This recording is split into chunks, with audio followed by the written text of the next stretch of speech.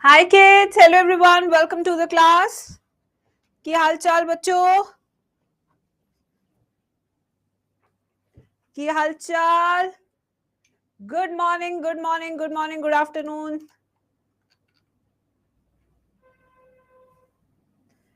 की हाल चाल बच्चों? How was your Sunday? कैसा रहा test? How was the test?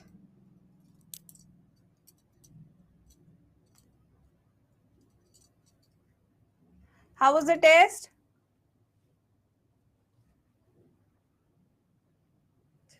बहुत मजा आया मैम. मैम ठीक था. अभी तुम्हारे टेस्ट रिजल्ट में बस अभी मंगाऊंगी. आज जस्ट आई हूँ मैं मंडे को.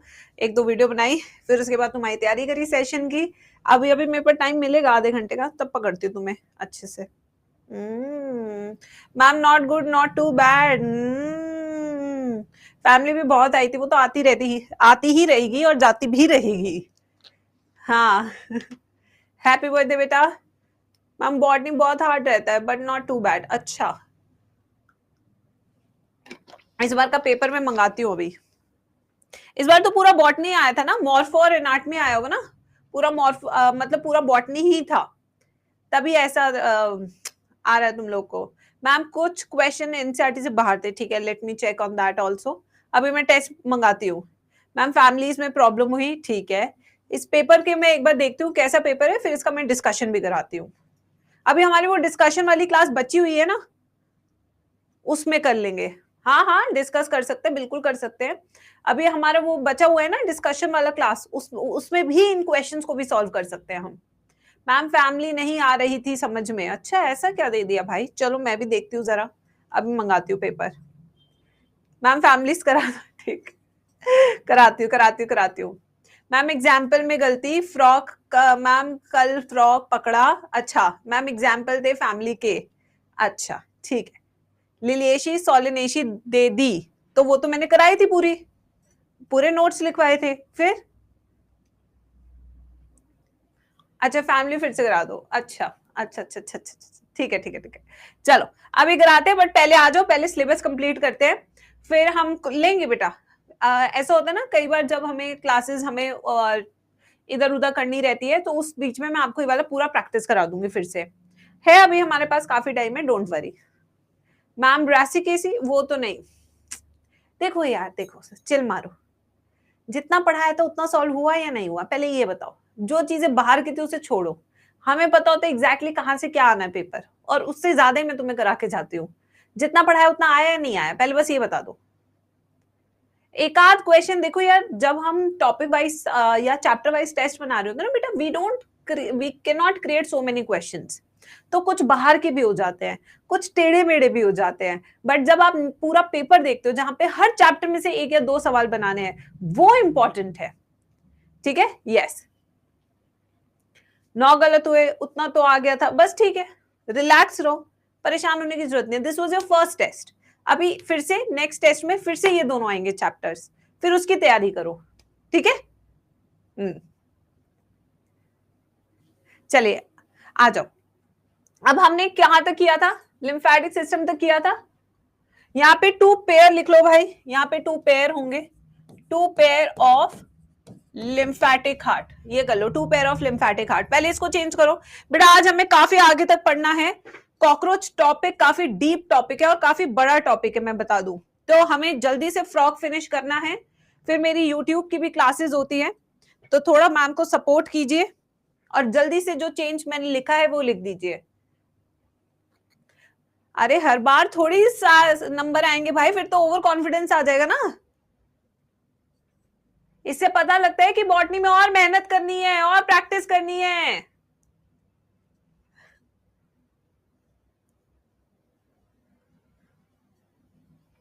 चलो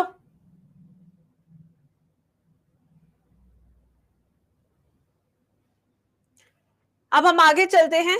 सो this is a diagram from NCERT. अब हम नेक्स्ट सिस्टम शुरू करने वाले हैं, यानी कि अब हम शुरू करने वाले हैं रिप्रोडक्टिव सिस्टम. अरे भाई वो कहाँ है, नंबर कौन सा चल रहा है, 4th 5th. नर्वस सिस्टम भी तो किया था यार हमने कल. नर्वस सिस्टम का है, नहीं कराया था क्या मैंने नर्वस सिस्टम? है नर्वस सिस्टम के नोट्स ही नहीं दिख रहे। कराया था नहीं कराया था मैंने, मुझे याद है मैंने नर्वस सिस्टम कराया था, मुझे नोट्स में क्यों नहीं दिख रहा है भाई? फिफ्थ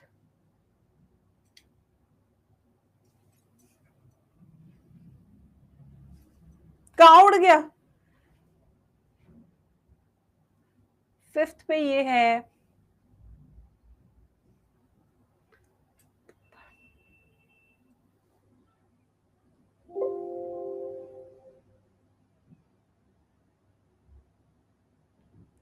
भाई क्या हो गया मेरे नोट्स के साथ आजकल, पता नहीं इसके साथ हो क्या रहा है।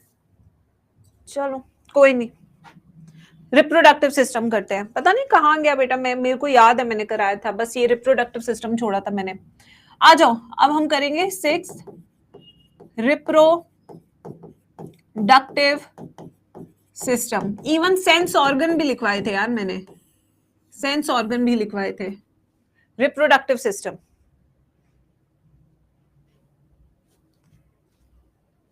6 इसलिए लिख रही हूँ क्योंकि मेरे नोट्स के हिसाब से नहीं है। चलो फिर से नर्वस एक बार रिवाइज कर लेंगे, नोट्स तो कंप्लीट करेंगे हम। चलो बेटा आ जाओ, हाँ चले भाई। अब आते बच्चों रिप्रोडक्टिव सिस्टम पे। आपको पता है बेटा रिप्रोडक्टिव सिस्टम जो है इनका बड़ा कमाल का होता है। इनमें क्या होता है, एक्सटर्नल फर्टिलाइजेशन होता है। इनके जो अंडे होते हैं वो नॉन क्लिडोइक एग्स होते हैं, यानी कि सॉफ्ट एग्स होते हैं, स्पॉन्जी एग्स होते हैं, क्योंकि पानी में ले किया जाता है।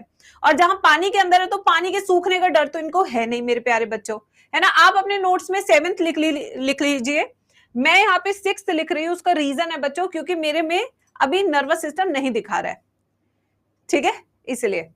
अब यहाँ पे रिप्रोडक्टिव सिस्टम में अगर हम बात करें तो सबसे पहले जो ये स्ट्रक्चर आपको दिख रहा है, ये किसका दिख रहा है? मेल का दिख रहा है, फीमेल का दिख रहा है? किसका दिख रहा है बच्चों?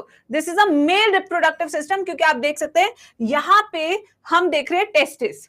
तो यानी कि ये जो डायग्राम है, जो कि एनसीईआरटी का डायग्राम है, this represents male reproductive system. कौन सा सिस्टम है? Male reproductive system. अगर मेल रिप्रोडक्टिव सिस्टम की बात करें हम, तो ये देखिए ये टेस्टिस है। कोई मुझे बता सकता है टेस्टिस का क्या काम होता है? अरे भाई इतना तो कोई भी बता सकता है, इतना तो कोई भी बता सकता है। टेस्टिस का क्या काम होता है मेरे प्यारे बच्चों? Of course formation of sperms, यानी कि testis are primary sex organ. ये प्राइमरी सेक्स ऑर्गन होते हैं जहां पे क्या हो रहा है? Production of sperm. क्या हो रहा है बच्चों? यहाँ पे प्रोडक्शन ऑफ स्पर्म, ठीक है। अब अगर डायग्राम को देखे, 1 पेयर या सिंगल, क्या लग रहा है टेस्टिस को देख के? 1 पेयर है या सिंगल है? क्या लग रहा है देखकर कि ये जो टेस्टिस होती है ये कितनी होती है? 1 पेयर, 1 पेयर्ड। अब once sperms are produce in testis, कहां पे बन गए स्पर्म? टेस्टिस में बन गए हैं। Once the sperms are produced in testis, now the sperms will go into tube-like structure which are called vasa efferentia. Sperm कहां पे बने? एक बार मैम के सब साथ बोलेंगे, कहां बने स्पर्म? टेस्टिस में। टेस्टिस में स्पर्म बनने के बाद वो कहां पे गए? ट्यूब लाइक स्ट्रक्चर कॉल्ड वासा एफ्रेंशिया। कहां गए? वासा एफ्रेंशिया। अब वासा एफ्रेंशिया से, जो कि नीट का पीवाईक्यू क्वेश्चन भी है, वासा एफ्रेंशिया के बाद ये जो स्पर्म्स है ये जाएंगे एक special canal like structures called Bidder's canal. इस वाले आपको दिख रहे होंगे, इस वाले में ये जो केनाल्स आपको दिख रहे हैं ये वाले, this is called Bidder's canal. ये क्या है? Bidder's canal. ये वो बीडर्स केनाल है जो किडनी के अंदर है, ठीक है। अब बीडर्स केनाल में क्या है? स्पर्म है। अब ये बीडर्स केनाल किसको ज्वाइन करेगा? यूरेटर्स को। किसको ज्वाइन करेगा? यूरेटर्स। इन यूरेटर्स को ज्वाइन करने के बाद ये कहां खुलेगा? Urinary bladder. ब्लैडर से कहां बाहर जाएगा? क्लोएका। बट क्या स्पर्म यूरिनरी ब्लैडर जाएगा? यस और नो? क्या स्पर्म यूरिनरी ब्लैडर जाएगा? नो। ये क्यों जाएगा भाई? यूरिन थोड़ी है ये, यूरिन थोड़ी है ये, बिल्कुल भी नहीं जाएगा ब्लैडर में। तो यानी कि वो यूरेटर से कहां जाएगा? क्लोएका। क्लोएका से क्लोएकल अपर्चर से बाहर, ठीक है। अब आते हैं यूरिनोजेनाइटल डक्ट के बारे में। यहां पे यूरेथ्रा यूरिनोजेनाइटल डक्ट है या यूरेटर यूरिनोजेनाइटल डक्ट है? क्या लगता है मेरे बच्चों? यूरेथ्रा यूरिनोजेनाइटल डक्ट है या यूरेटर? वेरी इंपॉर्टेंट क्वेश्चन, क्योंकि ह्यूमंस के अंदर ह्यूमंस के अंदर urethra act as urinogenital duct, but in case of frog it is a ureter which act as urinogenital duct. क्या ये फर्क समझ में लगा या नहीं लगा? अगर नीट में क्वेश्चन आ रहा है, which of the following act as a urinogenital duct in case of frog? Ureter, urethra, urinary tube, ठीक है, या फिर यूरिनरी ब्लैडर। फ्रॉग के केस में यूरेटर, ह्यूमंस के केस में यूरेथ्रा, ह्यूमंस के केस में यूरेथ्रा, फ्रॉग के केस में यूरेटर। 2 बार बोलेंगे सब। मेरे को पता मैं तुम्हें सुन नहीं पा रही, बट तुम बोलो जिससे कि याद हो जाए ये चीज। ह्यूमंस के केस में यूरेथ्रा, फ्रॉग के केस में यूरेटर। यूरेटर हमारे पास भी होता है, but in case of males urethra is modified into urinogenital duct, not ureter. क्या ये समझ में आ गया? बहुत सिंपल था, किसी को कोई प्रॉब्लम तो नहीं है? तो आइए इनके रिप्रोडक्शन को समझते हैं। सबसे पहले ये अपनी मेहरारू को यानी अपनी बंदी को लेके कहां जाएगा? पानी में, क्योंकि पानी में ही एक्ट ऑफ रिप्रोडक्शन होगा, धरती पे नहीं होगा। छाए छप पूरा माहौल चाहिए, पूल पार्टी चाहिए, ठीक है। तो स्टेप 1 क्या है? एक फीमेल कैंडिडेट चाहिए भाई को, ठीक है। फिर भाई के पास एक हथियार है, वो हथियार क्या है? पॉलेक्स। पॉलेक्स की मदद से क्या होगा? एक्टिवेशन ऑफ फीमेल, उसे राजी किया जाएगा, ठीक है। अगर फीमेल राजी हो गई तो अंडे देगी, वरना वो नहीं देगी, ठीक है। अब क्या है बच्चों? पहला क्या है? एम्प्लेक्सस। एम्प्लेक्सस को ही क्या कहा जाता है? स्यूडो कॉपुलेशन, यानी फॉल्स कॉपुलेशन है, क्योंकि इसमें इंसेमिनेशन नहीं हो रहा है, सिर्फ एक्टिवेशन हो रहा है, ठीक है बच्चों। तो एम्प्लेक्सस, स्यूडो कॉपुलेशन, एक ही मतलब है। इसमें क्या हो रहा है बच्चों? पॉलेक्स की मदद से, with the help of pollex. Pollex क्या है? When the first finger of fore limb is modified into copulatory pad, nuptial pad, ठीक है।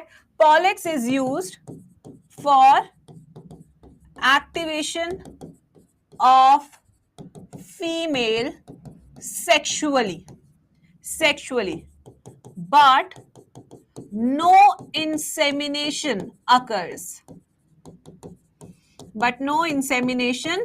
occurs.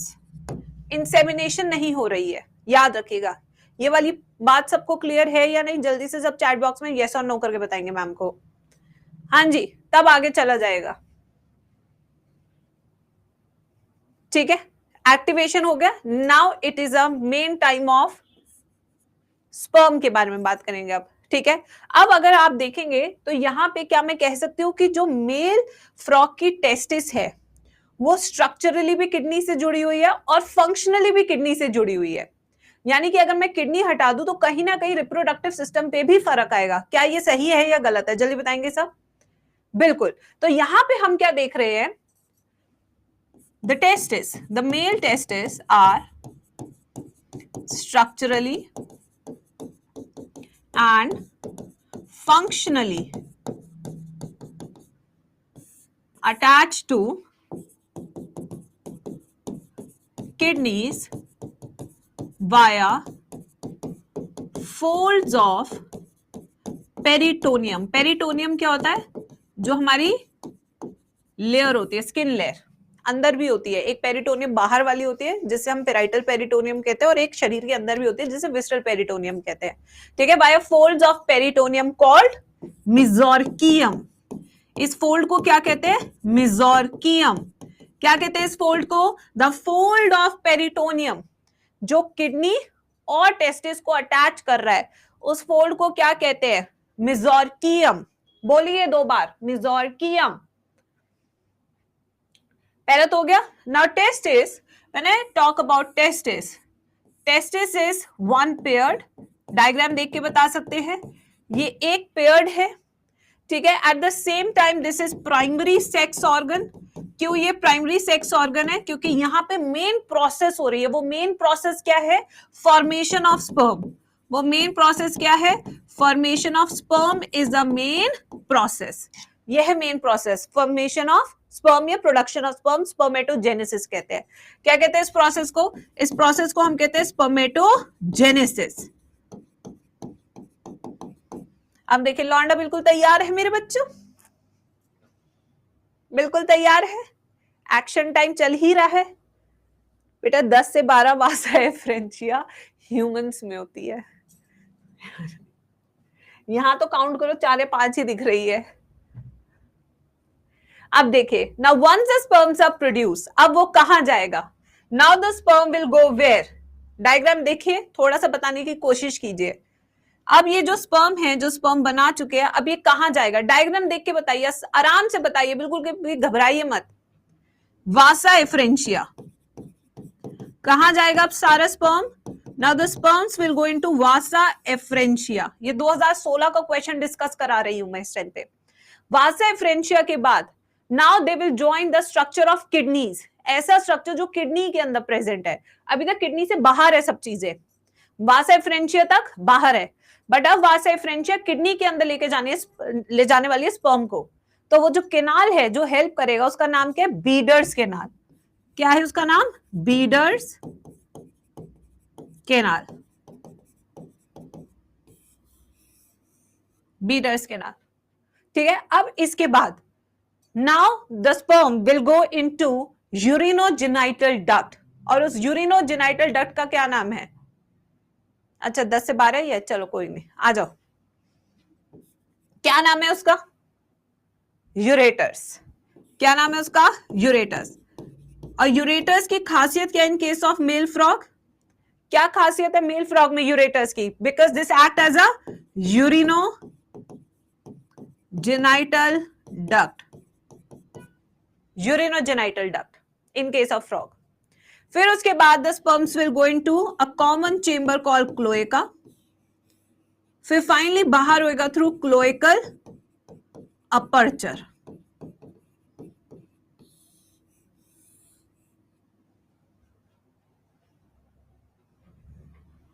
फिर फाइनली ये स्पर्म कहां जाएंगे? पानी के अंदर, वाटर।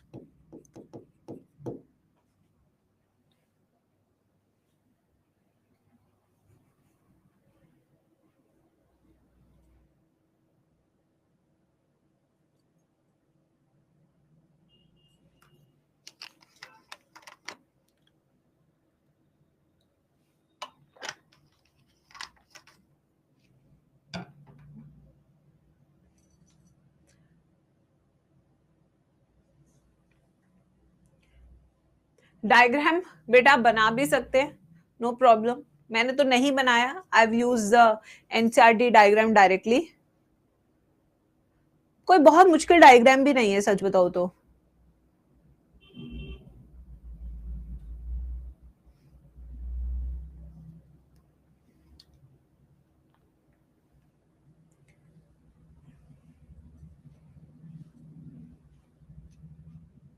बना लिया सबने? अब आगे चलते हैं। अब इसके बाद हम चलेंगे फीमेल रिप्रोडक्टिव सिस्टम पे। जैसे कि आप डायग्राम देख सकते हैं, this is a female reproductive system, female reproductive system.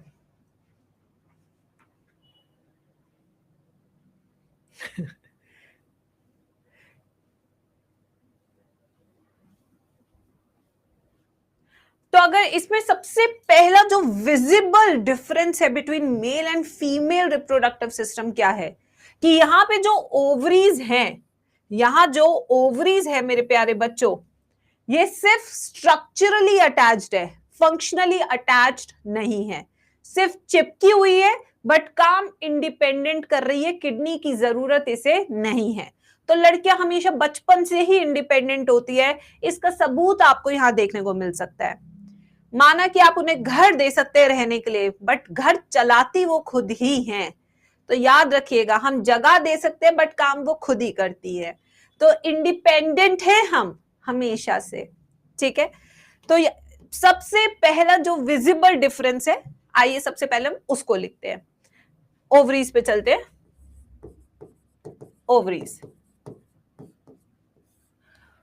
पहला पॉइंट पेयर्ड और अनपेयर्ड, जल्दी बताएंगे सब चैट बॉक्स में।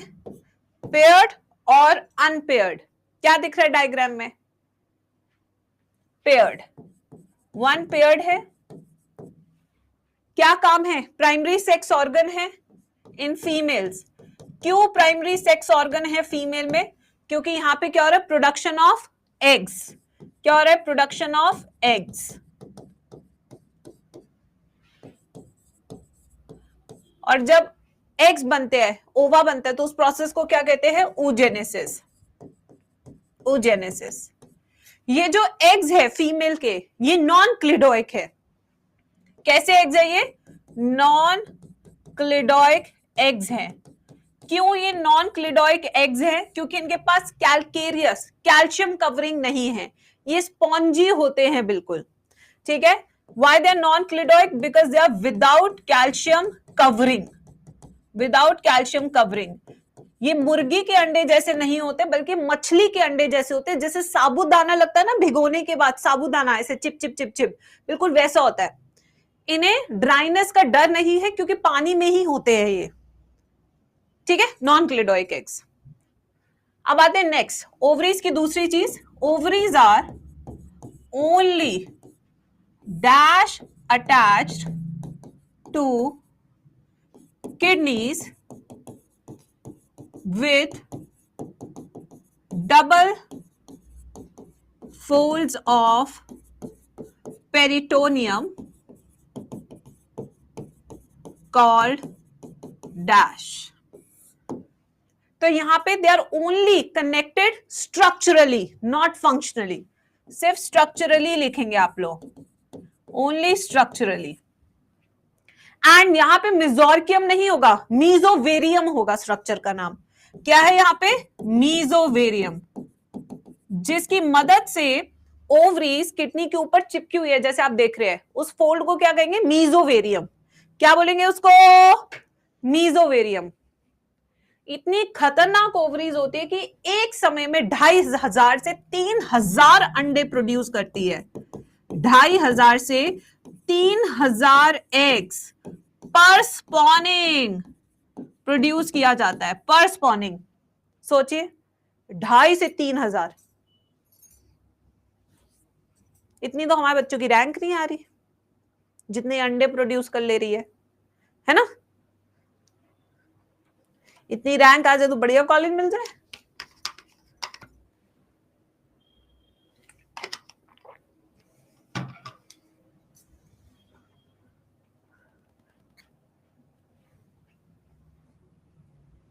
अब देखिए अब हो क्या रहा है, अब प्रोसेस समझाती हूँ तुम्हें।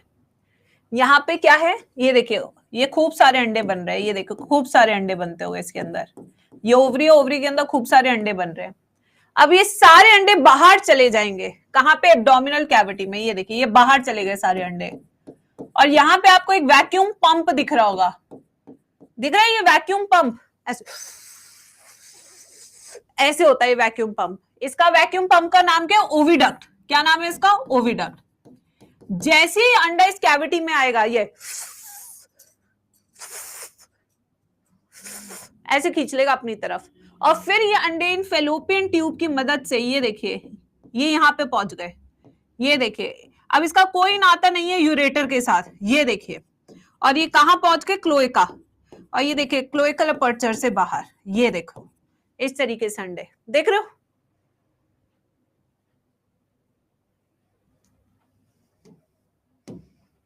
तो हुआ क्या? पहले एग गए बाहर एब्डोमिनल कैविटी में। किसने खींचा इनको? ओविडक्ट ने। ओविडक्ट की मदद से कहां पहुंचे? सीधा क्लोएका। क्लोएका से अपर्चर से बाहर।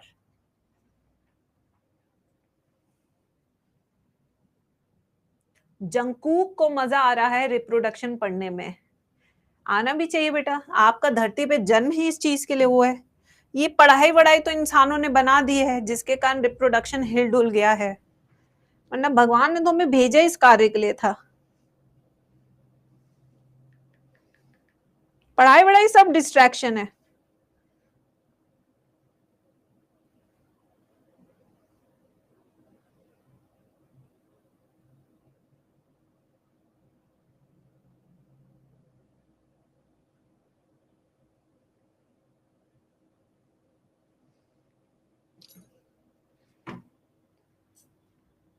समझ आ गया?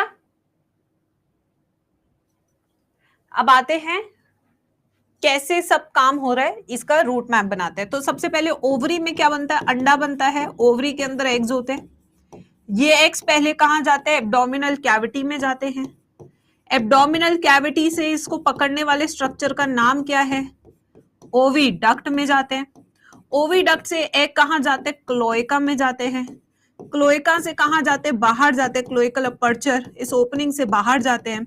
और बाहर जाने के बाद ये पानी में चले जाते हैं। ये देखिए,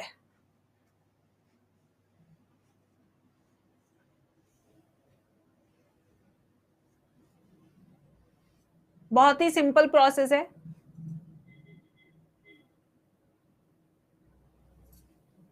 अब इसके बाद हम डेवलपमेंट करेंगे, एनसीईआरटी रीडिंग करेंगे, फिर हम कॉकरोच शुरू करेंगे।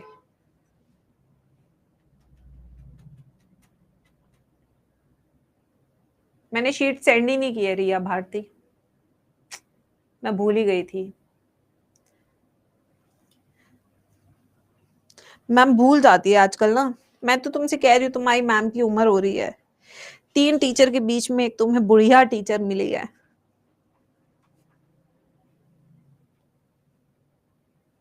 कर लो भाई, लिख लिया सबने।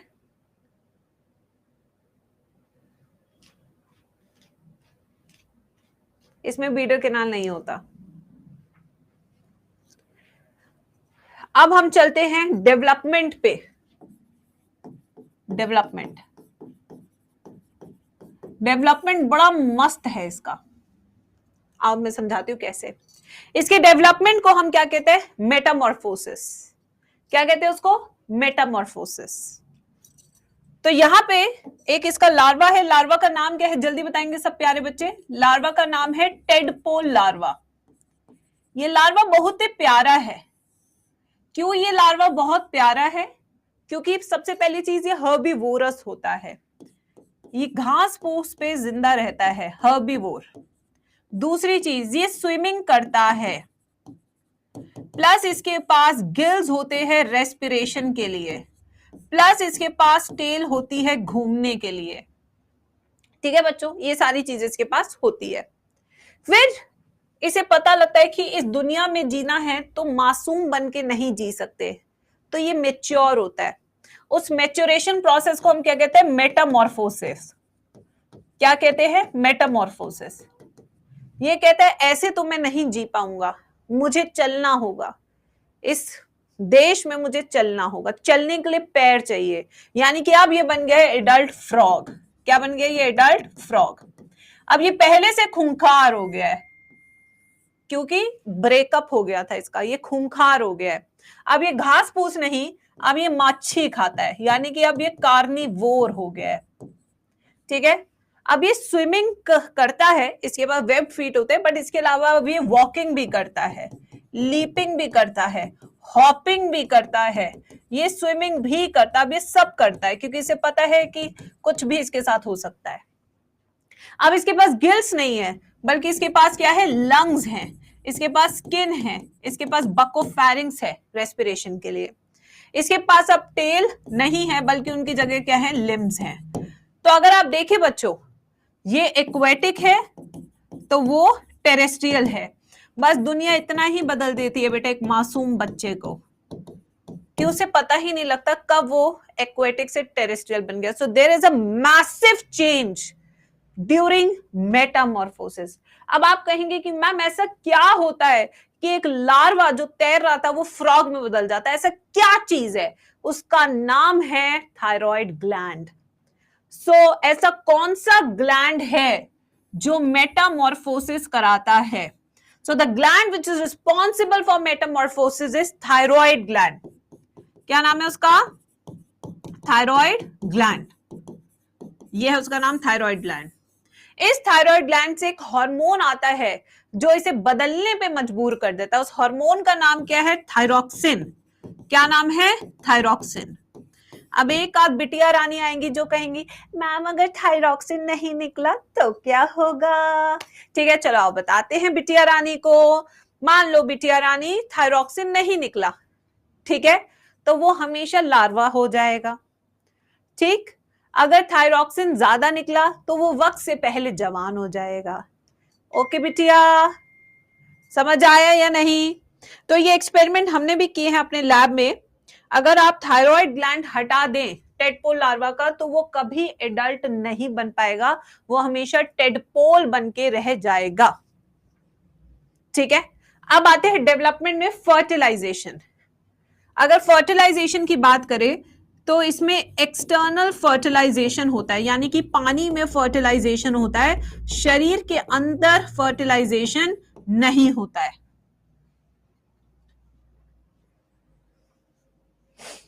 That was my question, ma'am. I know बिटिया रानी, मुझे सब पता रहता है बिटिया रानी क्या सोच रही हैं। लिख लीजिए।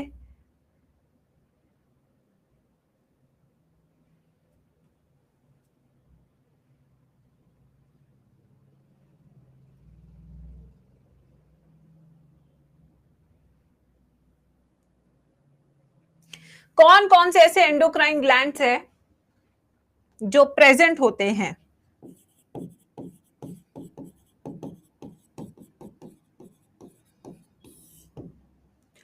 एक फ्रॉक के अंदर कौन कौन से? थायराइड भी होता है, ये तो होता ही होता है, पिट्यूटरी भी होता है, इसके अलावा और कौन सा होता है? एड्रीनल ग्लैंड भी होता है। ठीक है, तभी तो तुम्हें देख के भाग जाता है। पीनल ग्लैंड होता है जिसे ब्राउन स्पॉट भी कहते हैं, जिससे वो पता लगाता है कि कब मजामा सीजन आ गया है। थाइमस भी होता है जो इसे क्या देता है? वर्टिब्रेट्स में क्या होती है? अच्छी खासी इम्यूनिटी होती है।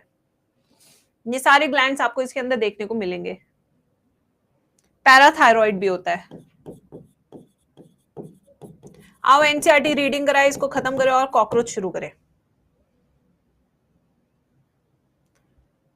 क्या बात है जहनसीब, समझ गए हो तुम? हैं पूरी क्लास में एक ही बात पकड़ी है जहनसीब ने, रिप्रोडक्शन ही है जिंदगी का उद्देश्य।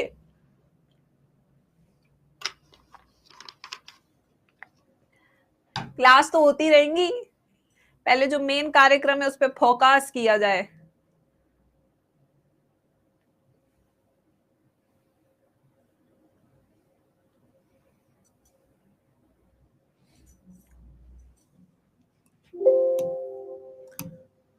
एनसीईआरटी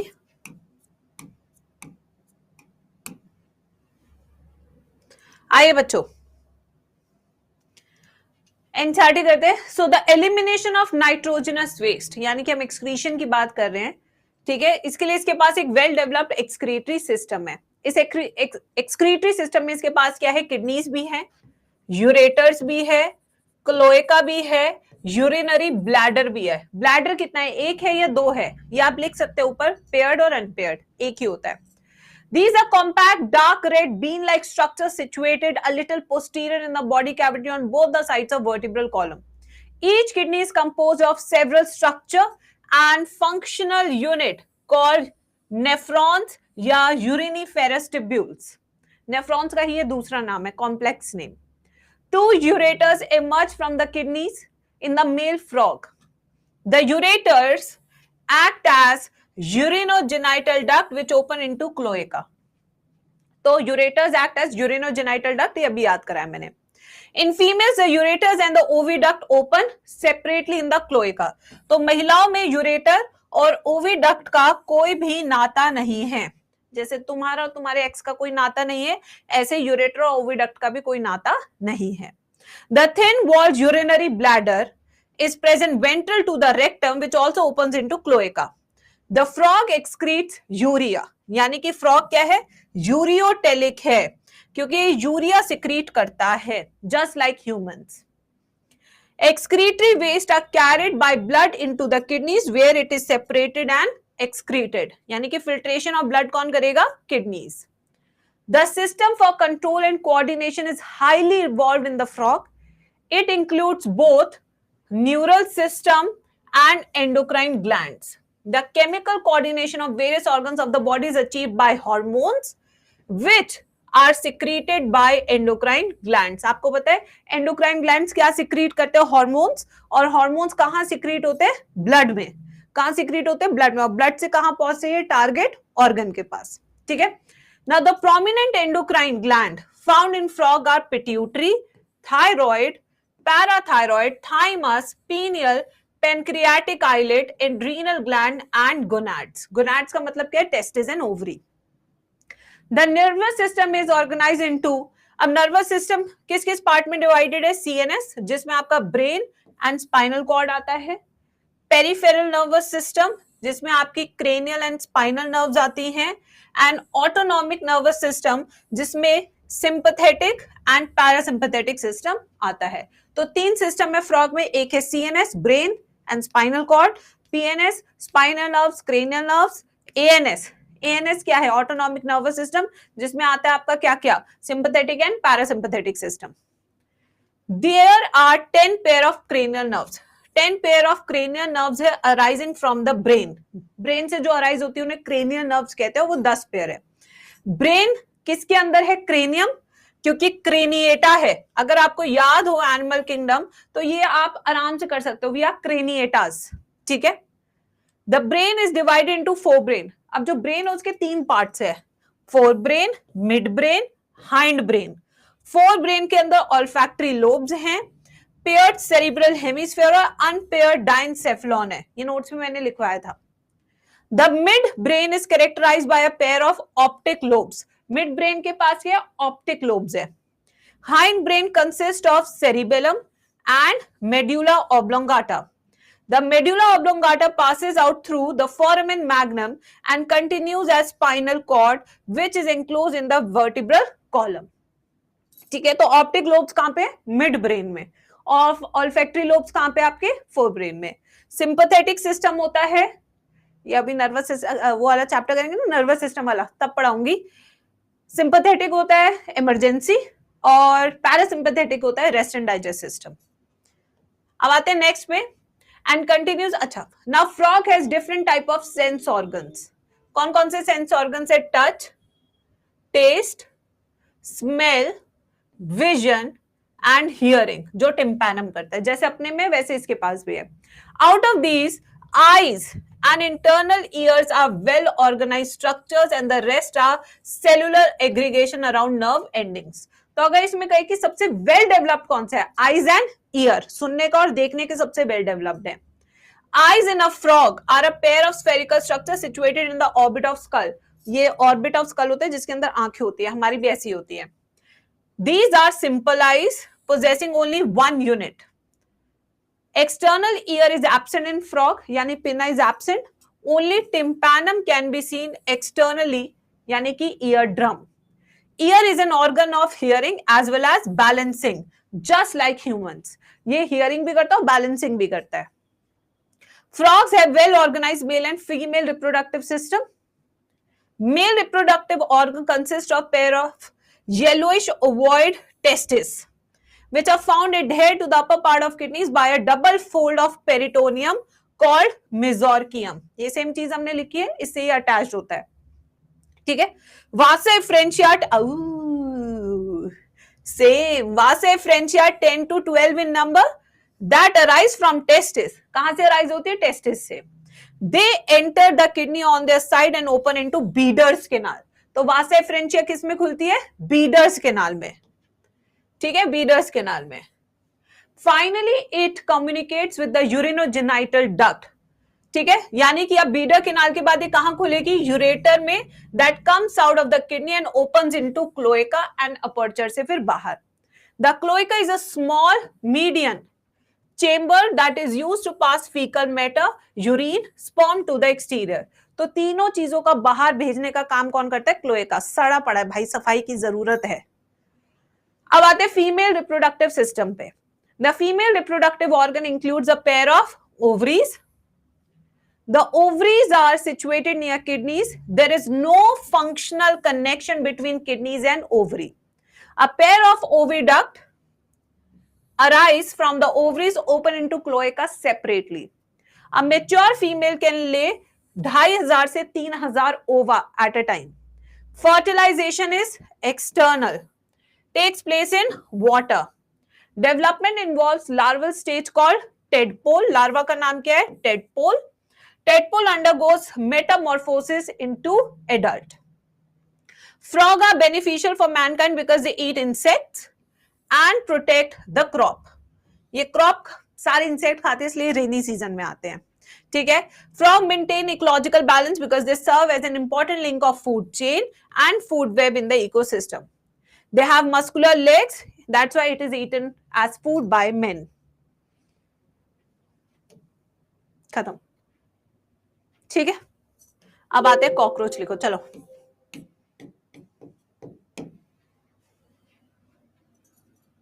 कितना टाइम हो गया इसको? मेरे को लगा था 20 मिनट में मैं खत्म कर दूंगी। नहीं भाई, टाइम तो ऐसे निकल जाता है यार आजकल क्लासेस में, मेरे को समझ ही नहीं आ रहा है आजकल, ऐसे खत्म हो जाता है यार आजकल टाइम बच्चों क्लास में। बताओ 45 मिनट कहाँ गए, पता भी लगा तुम्हें? क्या किया हमने 45 मिनट में, क्या किया बताओ? मैं आजकल बहुत परेशान रहने लगी हूँ कि आखिर टाइम क्लास का मेरा जाता कहाँ है। आ जाइए, अब हम नेक्स्ट टॉपिक शुरू कर रहे हैं विच इज कॉकरोच, जो कि एनसीईआरटी में नहीं है बट नीट के सिलेबस में है। इसको भी हम सुपर डिटेल में पढ़ेंगे जैसे हमने फ्रॉग पढ़ा है। सब हेडिंग लिख लीजिए और फिर हम इसका क्लासिफिकेशन से शुरू करते हैं। आइए, क्लासिफिकेशन। क्लासिफिकेशन जब भी हम करते हैं तो एक बार वो ट्रिक याद कर लेते हैं, ये खुद से लिख सकते हैं, जितनी बार हम खुद से लिखेंगे उतना मजा आएगा, ठीक है। तो ट्रिक क्या है? कीप पॉट क्लीन और फैमिली गेट सिक। देखो दो कॉन्सेप्ट बार बार याद होते हैं इससे। तो के क्या है? किंगडम है। पी से क्या इसका फाइलम है। सी से क्या इसका क्लास है। ओ से क्या इसका ऑर्डर है। ये इसकी फैमिली है, ये इसका जीनस है और ये इसका स्पीशीज है, ठीक है बच्चों। किंगडम कौन से? एनिमेलिया है क्योंकि एनिमल है। फाइलम इसका लार्जेस्ट है, लार्जेस्ट फाइलम कौन सा है प्लैनेट पे? एनिमल के केस में आपका आर्थ्रोपोडा है, आर्थ्रोपोडा। प्लस इसकी क्लास भी कौन सी है? लार्जेस्ट क्लास है। अगर क्लास की बात करें तो इसकी लार्जेस्ट क्लास है, वो कौन सी? इंसेक्टा है। कौन सी है वो? इंसेक्टा है। ऑर्डर इसका कौन सा है? दो पेयर ऑफ विंग्स होते हैं इसके पास, तो इसका ऑर्डर है डायप्टेरा। टेरा मींस उड़ने वाले wings, di means two pair, ठीक है। फैमिली की बात करें तो इसकी फैमिली कौन सी है? ब्लैटिडी। कौन सी है? ब्लैटिडी। फिर आते हैं जीनस। जीनस क्या है बच्चों इसका? पेरिप्लेनेटा। पेरिप्लेनेटा। और ये अंग्रेज है, चाहे तुम अंग्रेज हो या ना हो, ये जरूर अंग्रेज है। इसका नाम क्या है? अमेरिकाना। इसको जो है ग्रीन कार्ड मिल चुका है वहां का, हमें तो देता ही नहीं कोई भी मेरे प्यारे बच्चों यार, ठीक है। अब आते हैं इसके जनरल कैरेक्टर्स पे। कौन कौन से जनरल कैरेक्टर्स है जो हम इसके बारे में जानते हैं? भद्दे तो ये दिखते ही हैं, लड़कियां अक्सर इससे डरती हैं और लड़के अपना डर छुपाते हैं।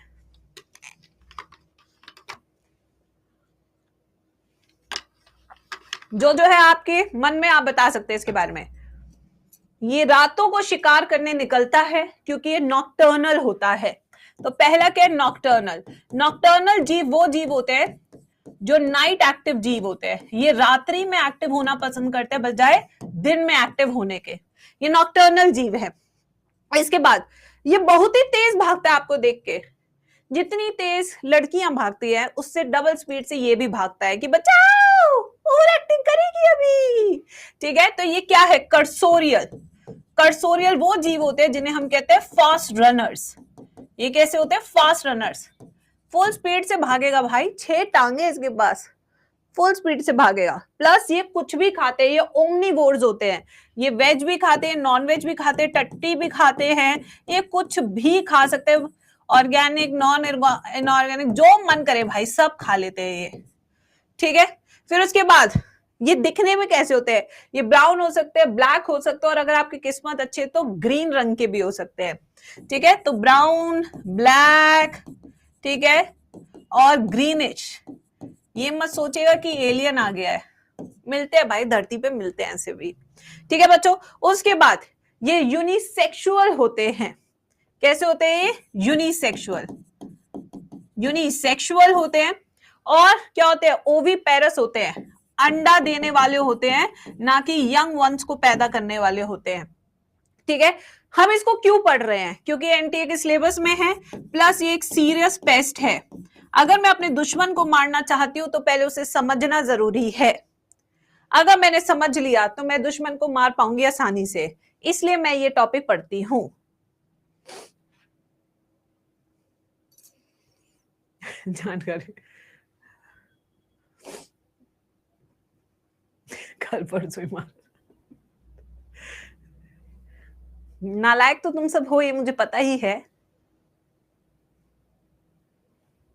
चलो भाई, अब डायग्राम बनाएंगे इसका।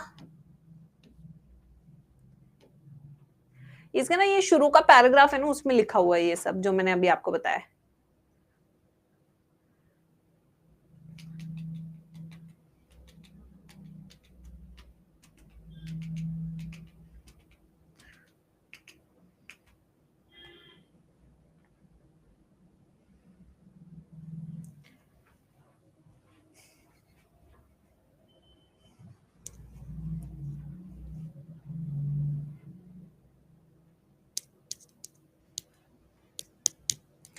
लिख लिया? अरे चैट में इतना लिख दो, मेरा सिलेबस स्लो करा रखा है तुम लोगों ने। चलिए, अब हम आज एक बिल्कुल झन्नाटेदार डायग्राम बनाएंगे। इसका सबसे पहले आज हम मॉर्फोलॉजी करेंगे, जो कि शायद इसका सबसे बड़ा टॉपिक है। मॉर्फोलॉजी, एक्सटर्नल फीचर्स, पहला टॉपिक है मॉर्फोलॉजी। मैम न्यू एनसीईआरटी में है ही नहीं। बिटिया रानी, अब छोड़ दो ये सब, कुछ नहीं रखा। बिटिया रानी पढ़ो, ठीक है। अरे यार, डायग्राम बनाना पड़ेगा क्या? कैसा था इसका डायग्राम? रुको, सिंपल वाला बनाएंगे, जैसे हनी बी बनाते थे। ओके,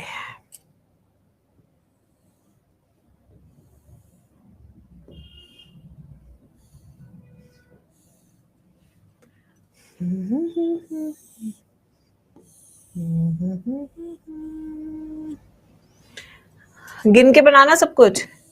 1 2 3 4 5 6 7 8 9 10 गिन के बनाइएगा, अपनी मर्जी से मत बनाइएगा सब कुछ।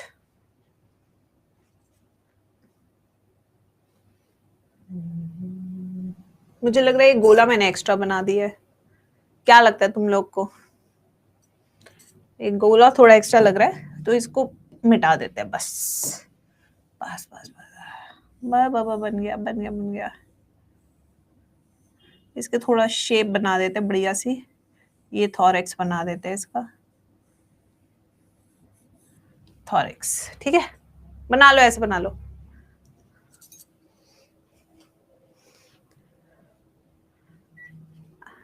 बना दिया था बेटा। मैं भी क्या है ना, कॉकरोच बनाने में एक्सपर्ट थोड़ी हूँ मैं। अभी देखो, धीरे धीरे अभी बनाएंगे डायग्राम को ना। अभी इसको रूप देंगे सुंदर। अभी हमने सिर्फ स्ट्रक्चर बनाया इसका। ये इसकी 2 आंखें बना दो बट्टे जैसी। ये होगी इसकी कंपाउंड आई। ठीक है, कंपाउंड आई के आगे बना देते हैं इसकी सिंपल आई, ऑसिलाई। ये बना दी ऑसिलाई। फिर यहां से निकाल दो 2 फुफुंदरे, यानी कि इसके एंटेना। ठीक है, और इस एंटेना पे बना दो ब्रिसल्स, क्योंकि ये टेक्टाइल रिसेप्टर और फैक्टरी रिसेप्टर्स होते हैं इसके पास। ये वाइब्रेशंस चेक करते हैं एंटेनास। अगर दीदी कत्थक कर रही है तो वो खुद ही भाग जाएगा। इट्स लाइक दीदी वो भाग गया। ठीक है, स्मार्ट है भाई, ऐसे थोड़ी। बबलू, बबलू ही स्मार्ट है। अब आते हैं, पहला विंग बनाते हैं। पहला वाला डार्क लेदरी होता है, तो आई यूज द डार्क कलर। इन दोनों के जंक्शन पे होता है, प्रो और मीजो के जंक्शन पे।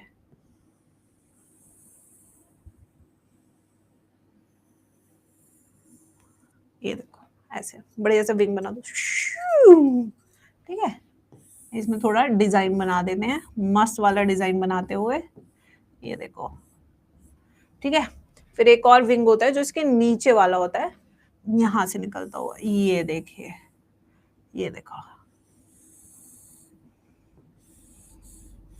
ये नीचे वाला, इसको भी डिजाइनदार बना देते हैं। ये transparent membranes use for flying होता है ये वाला। अब इससे बेटर ड्राइंग मैं नहीं बना सकती थी।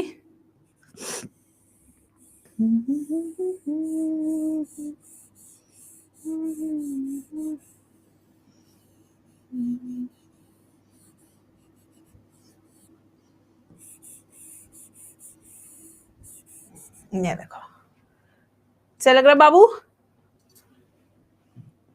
इसको भी थोड़ा सा कर देते हैं आउटलाइन सा।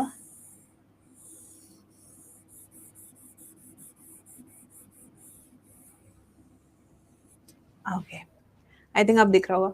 अब आते हैं इसकी टांगे बनाते हैं। आपको पता है इसके पास 6 तरह की टांगे होती है, 6 टांगे होती है, 3 तरह की 6 टांगे, ठीक है। अब वो बनाएंगे। मैम लाइन कितनी थी? अब 9 लाइन है, 10 सेगमेंट है। अब पहली टांग यहां से निकलती हुई इस तरीके से। टांग का स्ट्रक्चर मैं डिटेल में भी सिखाऊंगी आप लोग को, अभी ऐसे बना लो। इनको हम इंडिविजुअली भी एक एक पार्ट को बनाएंगे ना अभी, जब मैं डिटेल में पढ़ाऊंगी।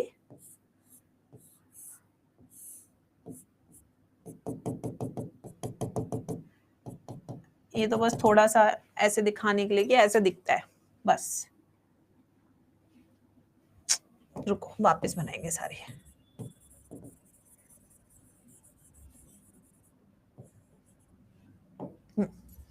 एक पहली यहां से निकालो, प्रोथोरेक्स से,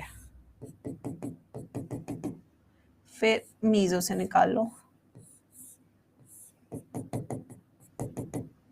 फिर मेटा से निकाल लो ऐसे।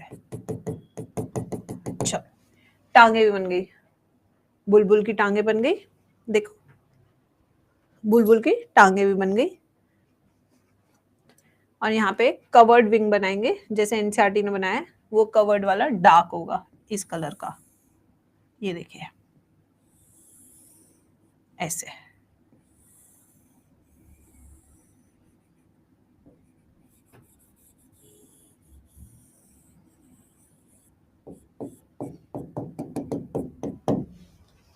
अब इनर सरकाई बनाएंगे, जो कि यहां से बनाएंगे इस तरीके से।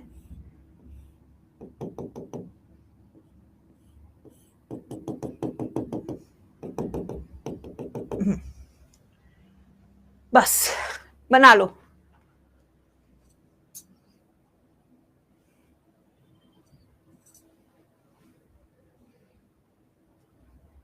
नहीं नहीं नहीं, head thorax are not fused ज़हनसिब, नो नो नो।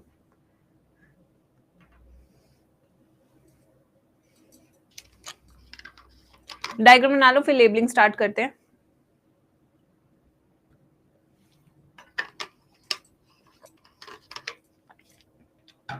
जब बन जाए अगले साल तक बता देना, मैं उठ जाऊंगी, डॉर्मेंसी में हूं मैं तब तक।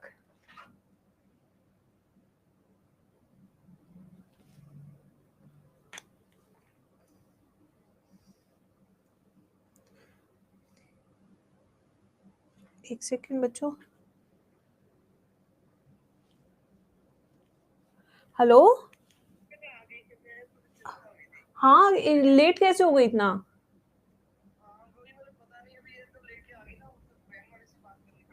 आप बोलो ना इनको, ये कहाँ है? हाँ इन्हीं के पास नंबर है वैन वाले का, आप पूछो। अच्छा ठीक है ध्वनि, ठीक है ओके, ठीक है, ठीक है ओके, हो गया। चले अब बेटा, अब इसकी लेबलिंग स्टार्ट करते हैं आराम आराम से। सबसे पहले अगर आप देखेंगे, the entire body of the cockroach is divided into 3 parts, ठीक है। पहला पार्ट जो है हमारे कॉकरोच का वो है हेड। कौन सा पहला पार्ट? हेड। फिर जो दूसरा पार्ट आप देख रहे हैं जिसमें 3 सेगमेंट आपको देखने को मिल रहे हैं, this part is called as thorax. क्या है ये पार्ट? थॉरेक्स, जिसके अंदर कितने सेगमेंट है? 3 सेगमेंट्स है। फिर जो नीचे पिलपिला गुदगुदा पार्ट है, ठीक है, ये वाला यहां से, this entire part is called as abdomen. क्या कहते हैं इसको? एब्डोमेन, जिसके अंदर आपके 10 सेगमेंट्स हैं। कितने सेगमेंट्स है? 10 segments. So the body of the cockroach is divided into 3 parts. पहला कौन सा है? हेड, फिर कौन सा है? थॉरेक्स, फिर कौन सा है? एब्डोमेन। अब सबसे पहले हेड पे चलते हैं, हेड की लेबलिंग से स्टार्ट करते हैं। अगर हेड की लेबलिंग से हम स्टार्ट करें तो जो सबसे पहला येलो कलर की जो आपको आंखें देखने को मिल रही है, these are paired compound eyes. कौन सी आईज है ये? These are compound eyes. यहीं से इसका विजन होता है, यहीं से ये चीजें देख पाता है। फिर उसके बाद जो रेड कलर की दो आंखें मैंने बनाई है, दीज आर कॉल्ड ऑसिलाई। ऑसिलाई को हम सिंपल आईज भी कहते हैं। क्या कहते हैं इन्हें? Simple eyes. जिससे ये लाइट को परसीव करते हैं कि कितनी लाइट है, कितनी लाइट नहीं है। उसके बाद ये हमारे एंटेनास। ये क्या हमारे एंटेनास? एंटेना का काम क्या है? Olfactory receptor and tactile receptor, filiform antennas. अब इन सबको मैं डिटेल में लिखवाऊंगी, अभी सिर्फ लेबलिंग लिख लो। अभी एक एक चीज मैं लिखवाने वाली हूँ डिटेल में। फिर उसके बाद ये जो हेड है, ये ट्रायंगुलर हेड है, बिल्कुल सही है। अब आते हैं थॉरेक्स। थॉरेक्स के 3 पार्ट है। कितने पार्ट है थॉरेक्स के गाइस? 3 पार्ट। पहला वाला इज कॉल्ड एज प्रोथॉरेक्स। प्रोथॉरेक्स का दूसरा नाम क्या है बच्चों? प्रोनोटम। क्या नाम है दूसरा? प्रोनोटम। जो बीच वाला है उसका नाम क्या हो जाएगा? मीजोथॉरेक्स।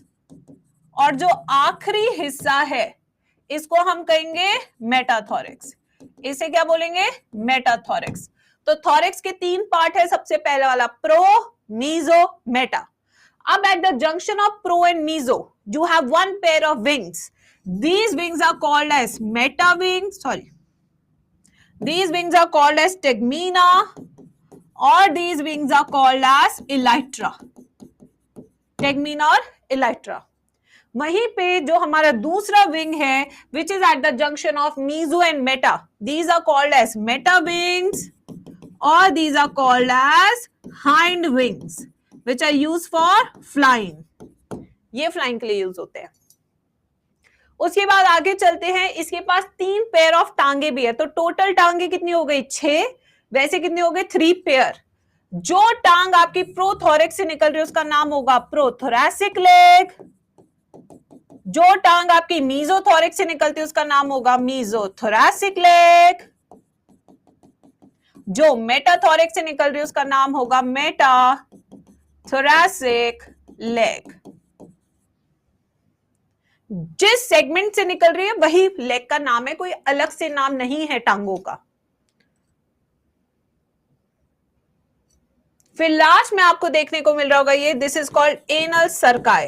एनल सर्काई वो स्ट्रक्चर है जो मेल एंड फीमेल कॉकरोच दोनों में प्रेजेंट होता है।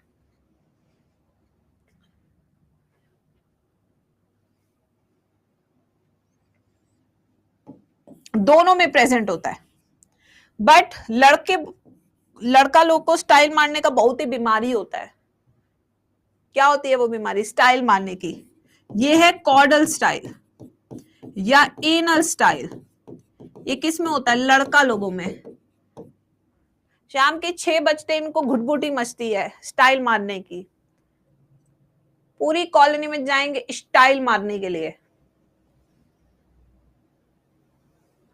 भटपटी मचती है इनको अंदर से, कुछ तो करना ही है। अरे दिन भर घर में रहेंगे तो मम्मी को लगेगा कैसे हम कुछ काम कर रहे हैं।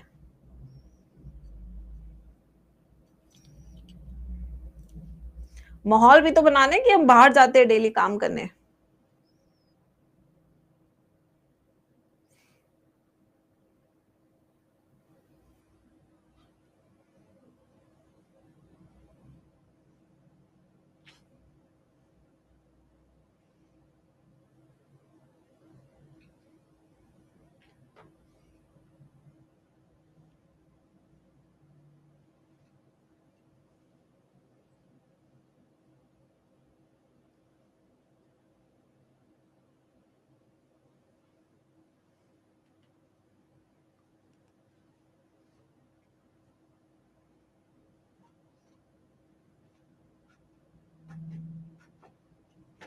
लिख लिया सबने?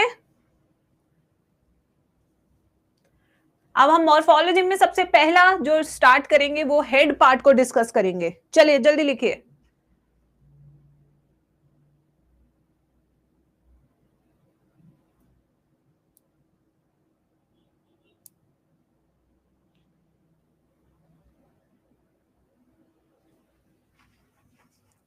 ओके गाइस, तो सबसे पहला पार्ट जो आज हम क्लास में डिस्कस करेंगे वो है हमारा head part. Let's discuss head of cockroach.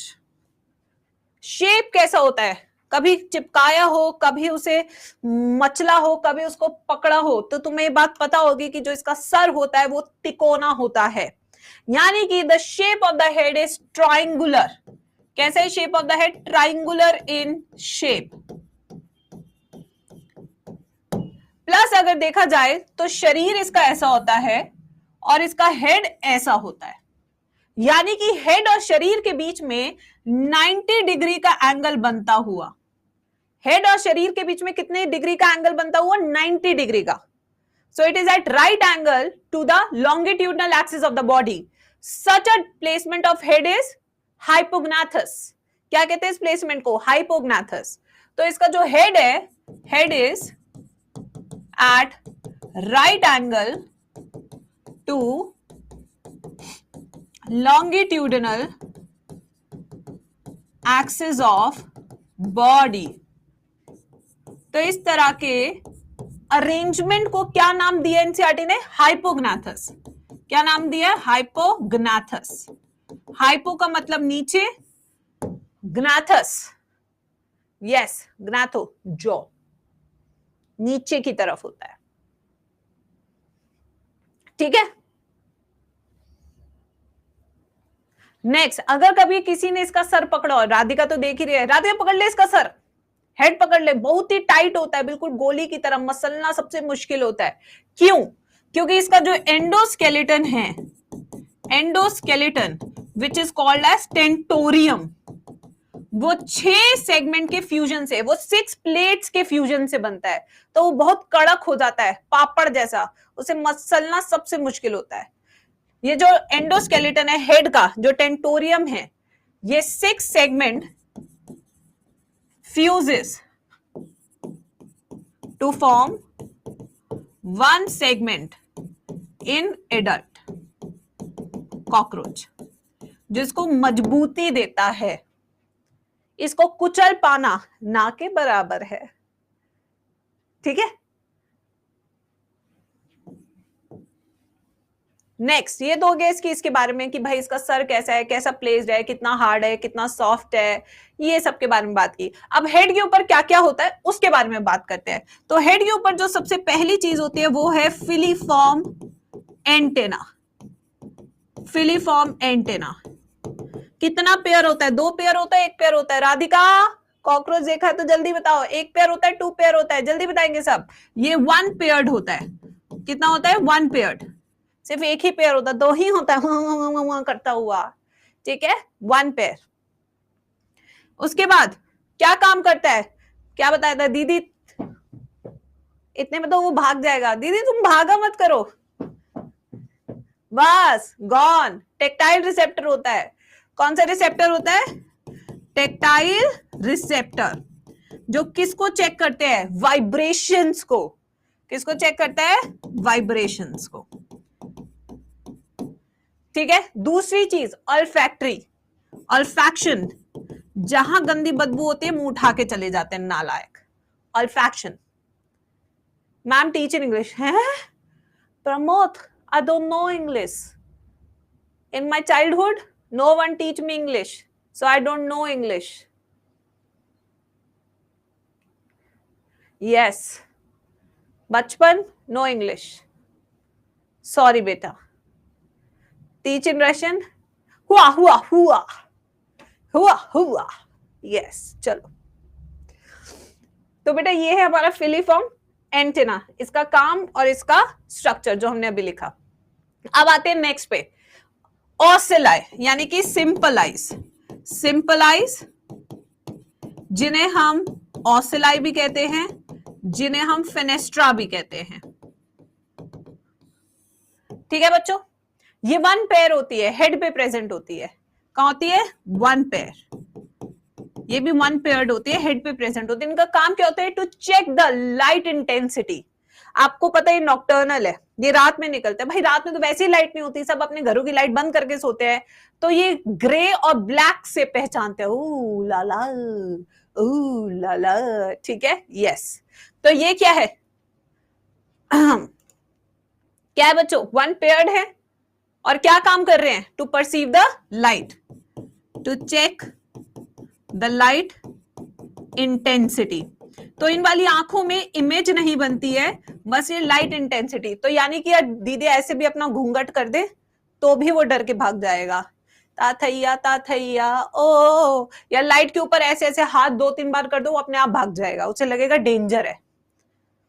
ठीक है, अब आते हैं नेक्स्ट पे। और क्या चीज होती है हेड पे? Compound eyes. Let's talk about compound eyes. कितनी पेयर्ड होती है भाई बता दो? ये भी 1 पेयर्ड होती है।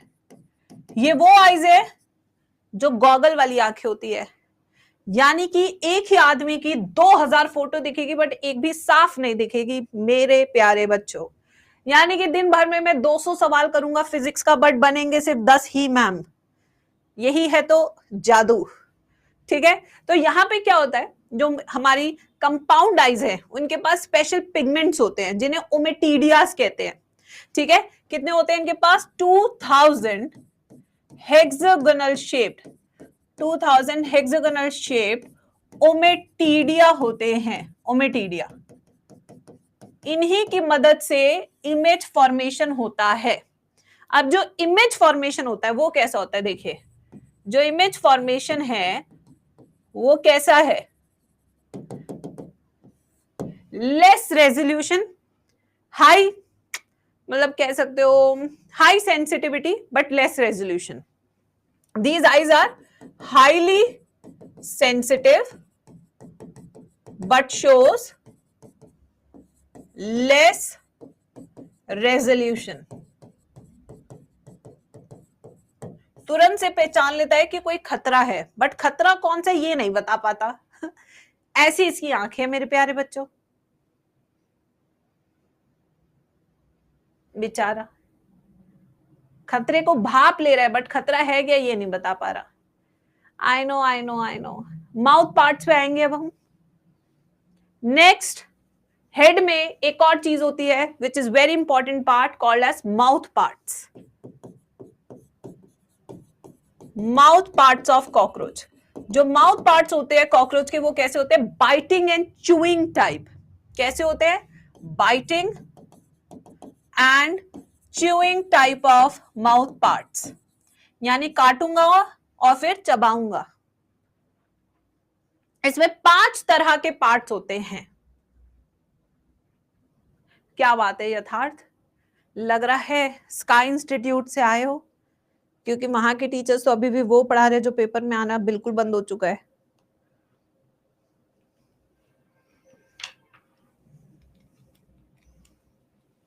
मैं भी पढ़ाती थी एक समय पे। नौकरी बचाने के लिए इंसान क्या नहीं करता, सब करता बेटा, सब करता नौकरी बचाने के लिए। आइए पहला पार्ट बनाते हैं। ऐसा सा कुछ है भाई, एनसीईआरटी में डायग्राम देख लेना।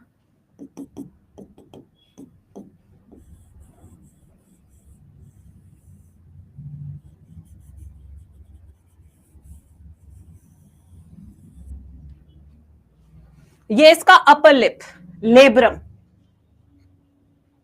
क्या ये इसका अपर लिप है which is called as labrum.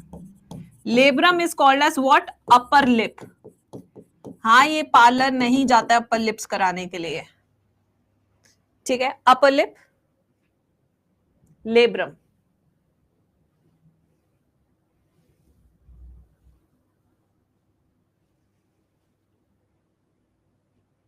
इस अपर लिप के पास, इसके पास क्या होता है? गस्टेटो रिसेप्टर्स, जिससे ये खाने को टेस्ट कर पाता है। ठीक है, क्या होता है? गस्टेटो रिसेप्टर्स होते हैं इसके पास, जिससे ये खाने को टेस्ट कर पाता है। देखो, एक तो कुछ भी खाता है, गंद गोबर जो भी मिले सब खाता है, उसमें भी इसको टेस्ट चाहिए। जिंदगी हो तो इसके जैसी, कोका जैसी।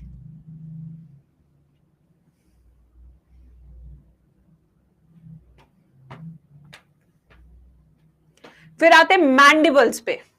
अब मैंडिबल्स का डायग्राम बनाते हैं।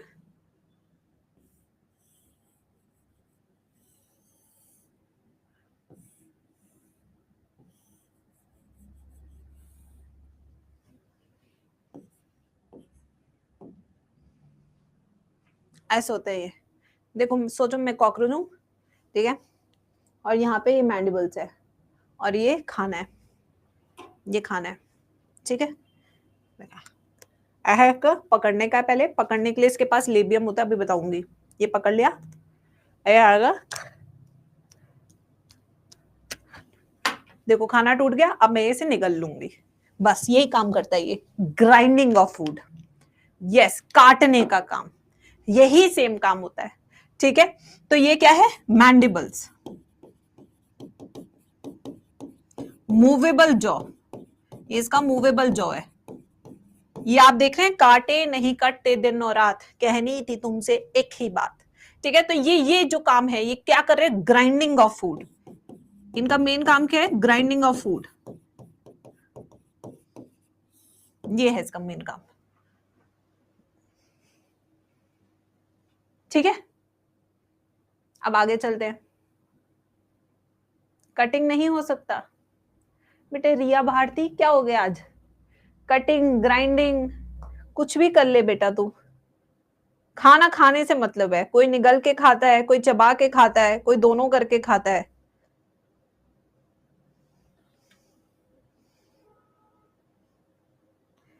प्यारी सी मैम मिल गई तो सब परेशान करते हैं।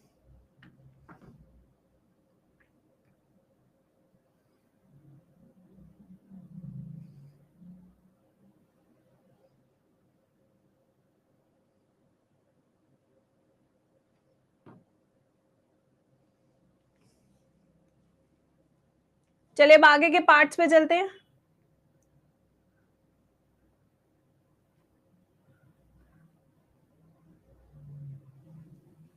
चले आगे, चलिए अब हम नेक्स्ट पार्ट पे चल रहे हैं, हाइपोफैरिंग्स पे। नेक्स्ट पार्ट छोटू सा है, ये देखिए, ये जीभ है, जैसे तुम्हारी कटीली जबान है, दिन भर चलती है। सोचा था ऑनलाइन में आके बच्चों की बातें नहीं सुनने को मिलेगी, बट चैट्स में लिख लिख के एहसास दिलाते रहते हैं नालायक कि ये बोल पा रहे हैं। चैन तो कहीं नहीं है टीचर को। ये है जीभ, कटीली जीभ, बहुत तेज चलती है। इसके पास duct of salivary gland open होती है। क्या ओपन होती है, डक्ट ऑफ सलाइवरी ग्लैंड। यह डक्ट ऑफ सलाइवरी ग्लैंड, जहां से क्या आएगा, सलाइवा, जो खाने के साथ मिक्स कौन करेगा, टंग, ठीक है।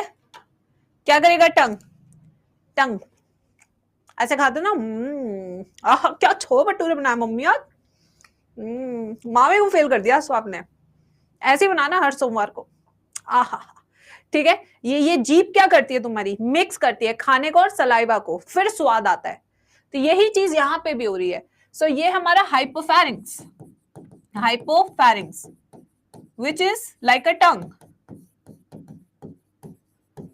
इसका काम क्या होता है, mixing of food and saliva, जिससे कि आराम से निगला जा सके। अगर सलाइवा नहीं होगा तो पानी पी के निकलोगे, बट चाहिए तुम्हें कुछ लिक्विड साथ में। मैम कितने पेयर ऑफ सलाइवरी ग्लैंड होंगे, आएंगे आयुष उस टॉपिक पे भी, don't worry. Ma'am diagram show नहीं हो रहा, यही है डायग्राम दीदी इसका, क्या हो गया दीदी, एक तो टेक्निकल बात मत पूछा करो ज्यादा। अब आगे चलते हैं। अब अपर लिप्स है तो लोअर लिप भी होगा, ठीक है। प्लस इसके पास हाथ नहीं होते, इसके पास 3 पेयर ऑफ टांगे होते हैं। तो हाथों का काम कौन करता है, मैग्जिला, कौन करता है, मैग्जिला। अब इसका डायग्राम बहुत ही कठिन है यार, मैं भी एनसीईआरटी देखूं कैसा बनाया हुआ है एनसीईआरटी ने, मेरे सामने एनसीईआरटी खुली हुई है।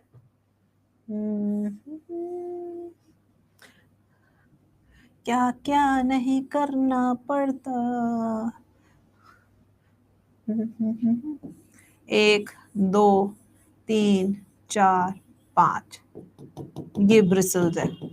लो भाई ये दोनों तरफ के बना लेना, मैं तो एक तरफ का बना दिया, थोड़ा सा ऐसा। ओह क्या शानदार डायग्राम बनाया, मजा आ गया भाई, अपनी ही ड्राइंग देख के मजा आ रहा है आज तो। मैम यहाँ तो एनसीईआरटी में आएंगी, ये बात भी सही है, मेरे सामने एनसीईआरटी खुली हुई है, इसके डायग्राम्स बड़े इंपॉर्टेंट है, कई बार लेबलिंग के लिए आ जाते हैं, इसलिए बनवा रही हूँ, बनाओ सब। तो ये है maxilla, This is the entire structure is maxilla, which is also called as upper jaw. Upper jaw. वो लोअर जॉ था, मैंडिबल्स, ये अपर जॉ है. ये हाथों की तरह काम करता है. ये कुल्ला कराने से लेके सब कुछ करता है. ये खाने को मुंह में रखता है. देखो, अब देखो, ये है खाना. ठीक है, अब देखो बड़ा मस्त सिस्टम बताती हूँ तुम्हें मैं. अब पूरा सिस्टम देखो. ये लोअर लिप है, मान लो ये लोअर लिप है. ये इसके ऊपर पहले खाना रखा जाएगा ऐसे, क्योंकि lower lip act as a plate. अब ध्यान से सुनना, बहुत मजेदार सीन बता रही हो. खाना रखा, अब ऊपर वाला लिप इसे टेस्ट करेगा. देखो ऐसे. अब इसने टेस्ट किया, मजा आ गया बिडू. ठीक है, बट इस खाने को प्लेट पे किसने रखा? मैक्सिला ने. So technically maxilla. अब ये देखो, ये खाना ऐसे पड़ा हुआ है. अब मैं कैसे दिखाऊं यहाँ पे पड़ा हुआ खाना? ये रहा, ये देखो, ये खाना ऐसे पड़ा हुआ है. ठीक है, तो अब इस खाने को मैक्सिला ने क्या किया? देखो ऐसे रखा. मैक्सिला, ये प्लेट है और ऊपर टेस्ट रिसेप्टर. ये शानदार. जैसे ये शानदार लगा,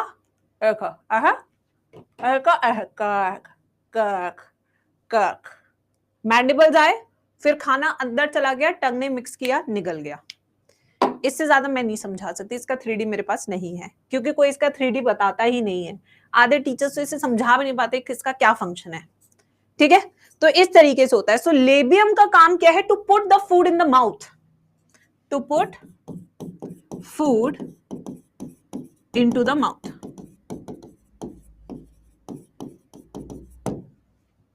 ठीक है बच्चों. प्लस ये क्लीनिंग ऑफ लेग्स भी करता है. Cleaning of legs.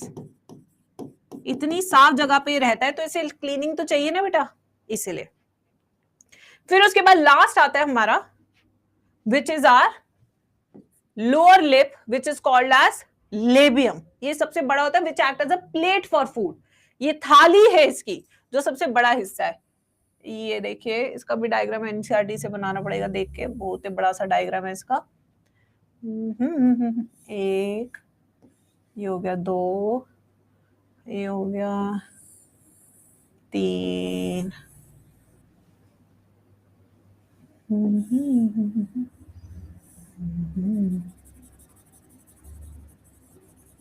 ठीक है, इसके बाद ये 1 2 3 2 3. ऐसा सा स्ट्रक्चर है भाई. This is labium. Labium, which is our lower lip. This acts as plate for food.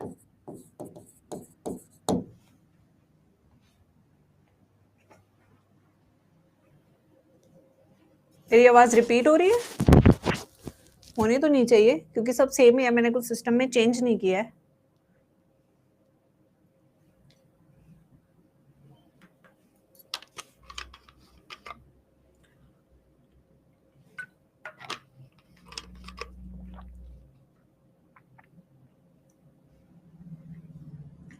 Mouth parts done, compound eyes done, antenna done, simple eyes done. यानी कि head part is complete now. Now we will start with thorax, which is a second part of cockroach body. Thorax.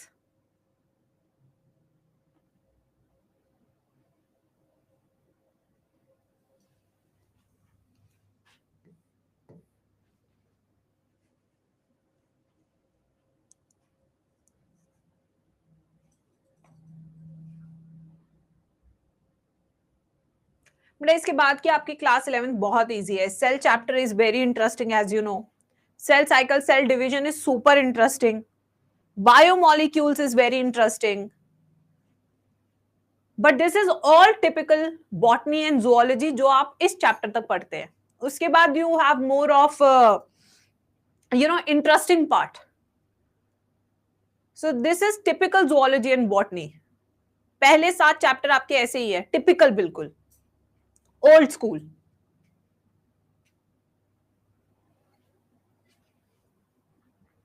अब आते हैं बच्चों, अब हम part second शुरू करेंगे, यानी कि now we will start with thorax.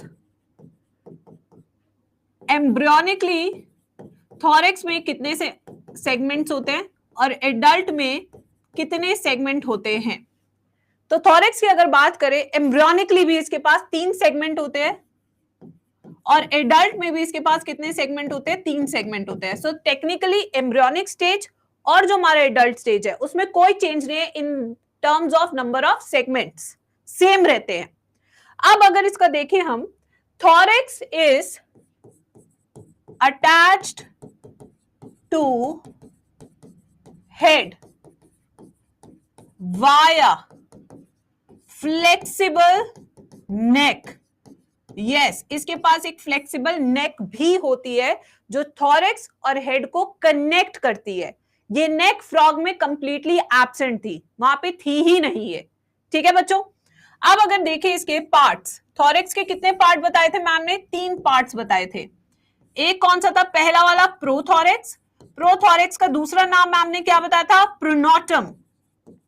क्या बताया था बच्चों? प्रोनोटम। बीच वाले का नाम क्या बताया था? मीजोथॉरेक्स। बीच वाले का नाम क्या बताया था? मीजोथॉरेक्स। और जो अंतिम हिस्सा था उसका नाम क्या बताया था? मेटाथॉरेक्स। अंतिम हिस्से का नाम क्या बताया था? मेटाथॉरेक्स। तो सबसे पहले आते हैं प्रोथॉरेक्स यानी कि प्रोनोटम पे। Pronotum first part of thorax, first part plus इस प्रोथॉरेक्स से क्या चीज निकल के आती है? क्या चीज निकल के आती है इससे? क्या लगता है बच्चों, क्या चीज निकल के आती है? बताइए, क्या निकल के आती है इससे? 1 पेयर ऑफ प्रोथोरैसिक लेग। क्या निकल के आती है? 1 पेयर ऑफ प्रोथोरैसिक लेग। यहां से लाइट्रा नहीं आता, अभी बताऊंगी मैं वो कहां से आता है। Mesothorax which is the middle part of thorax, यहां से क्या निकल के आती है? 1 pair of mesothoracic leg. Mesothoracic leg. Metathorax the last part of thorax, last part of thorax जहां से निकल के आती है 1 pair of metathoracic leg. Metathoracic leg. अब आते जंक्शन से क्या क्या निकल के आते हैं? इन दोनों के junction, at the junction of prothorax and mesothorax, कहां पे? At the junction of prothorax and mesothorax आपका पहला विंग निकल के आता है। उस पहले विंग का नाम क्या था? लेबलिंग में मैंने लिखवाया था। What was the name of that wing? That is called as tegmina. That is called as elytra. क्या कहते हैं? टेगमीना और इलाइट्रा। कैसा होता है ये? Opaque, dark, shiny, leathery. कैसा होता है? Opaque, dark, shiny, leathery, and this wing is used for protection of hind wing. यह हाइंड विंग का प्रोटेक्शन करता है और कोई काम नहीं है इसका। मेटा विंग के प्रोटेक्शन के लिए होता है ये। फिर आता है at the junction of, at the junction of mesothorax and metathorax there is another pair of wing. इसका नाम क्या बताया था? हाइंड विंग, और इसे क्या कहते हैं? मेटा विंग, या इसे क्या कहते हैं? Meta wing. ये जंक्शंस पे होते हैं बेटा, याद रखना, जंक्शंस पे होते हैं। और ये कैसे होते हैं? Transparent, membranous, which are use for flying. ये होते हैं transparent, small, membranous, and these are used for flying. Flying में बहुत ज्यादा एनर्जी लगती है, इसलिए बहुत कम उड़ते हैं। ये चलते ज्यादा, उड़ते कम है। क्यों? एनर्जी। जब तक जान पे बात नहीं बनाएगी तब तक नहीं उड़ेगा, क्योंकि इतनी एनर्जी चली जाएगी वो वैसे ही मर जाएगा बाद में।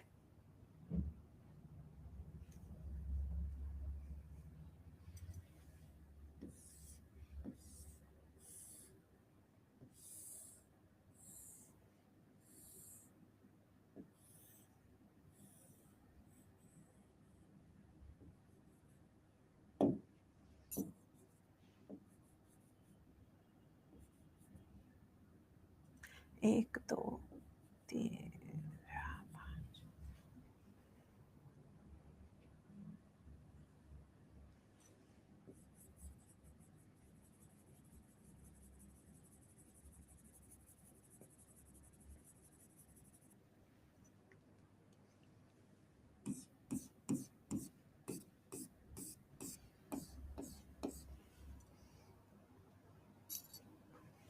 This is structure of leg in cockroach.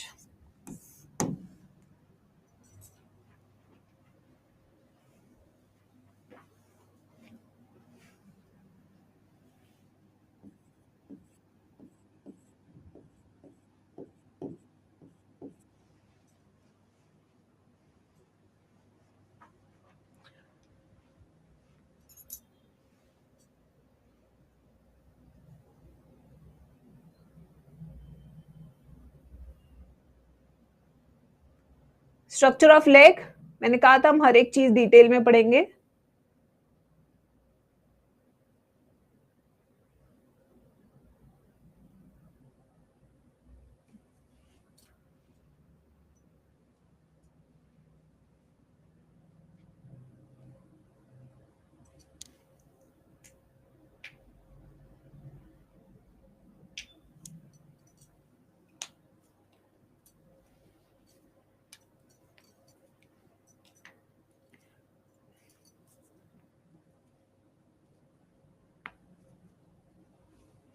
चले,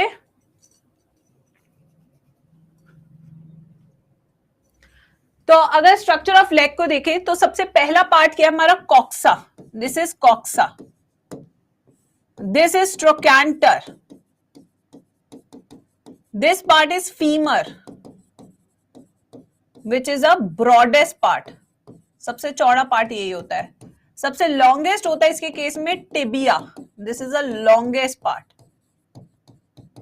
फिर ये 5 सेगमेंट वाला स्ट्रक्चर है टार्सस, जिसका सबसे अंतिम छोर को हम कहते हैं claw. This claw helps cockroaches to move on rough surfaces. पथरीले रास्तों पे भी चलते हैं इसकी मदद से. और ये जो रेड है, this are called pulvinus. These are adhesive pads जो मदद करते हैं इनको स्मूथ सरफेस पे चलने के लिए. चिकने सरफेस पे भी आराम से चलते हैं बिना फिसले. तो इन्हें नाइकी के जूतों की जरूरत नहीं पड़ती है. They don't need Nike shoes. They don't need football shoes. They just need their own पैर विदाउट चौपाल.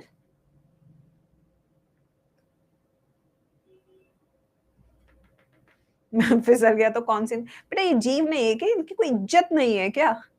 बस तुम मुझे ये बता दो, इनकी कोई इज्जत नहीं है क्योंकि ये कॉकरोच है, बस इसीलिए. वेरी बैड यार, वेरी बैड.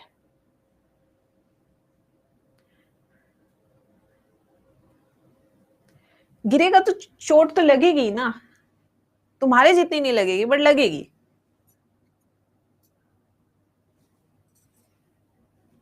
गिरा हुआ है, बदतमीज हो सबके सब. इज्जत ही नहीं है नजरों में किसी के लिए. अब आते हैं नेक्स्ट, एब्डोमेन.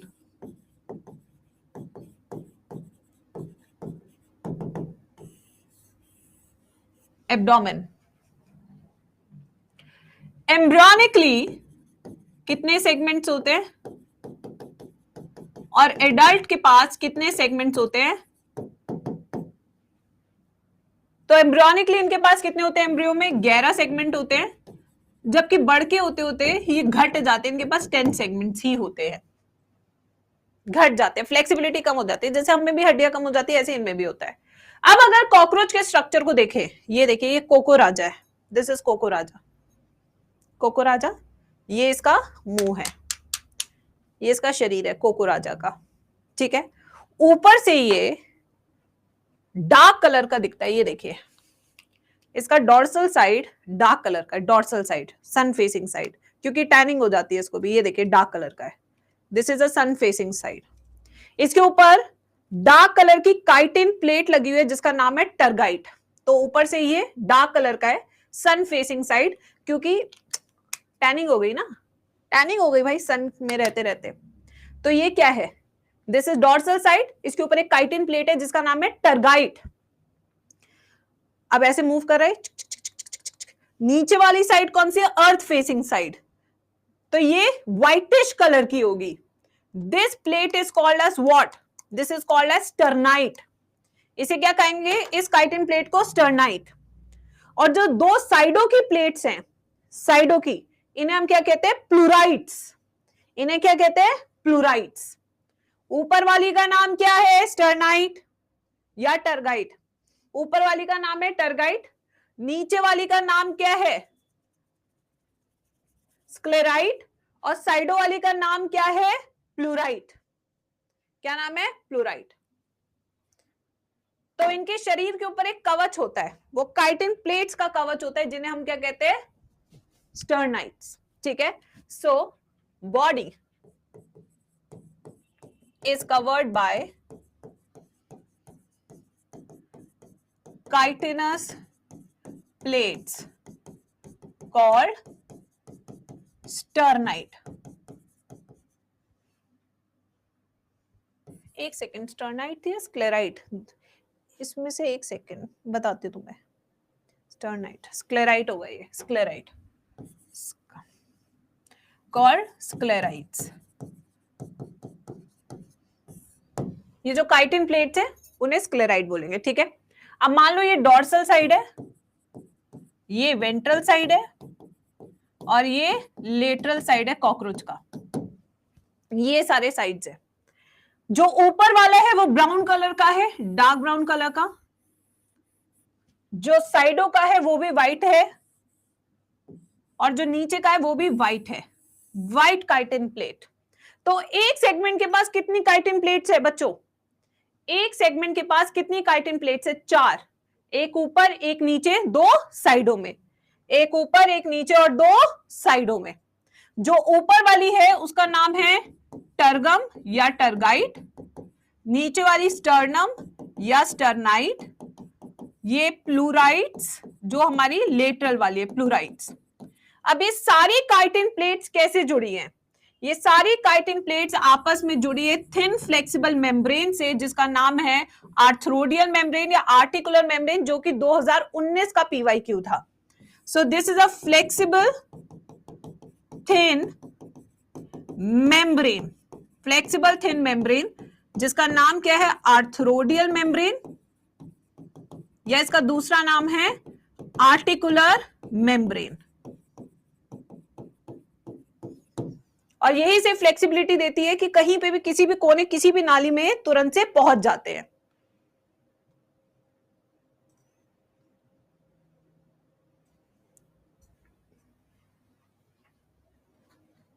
फिर हम एक टेबल बनाएंगे विच is very important table.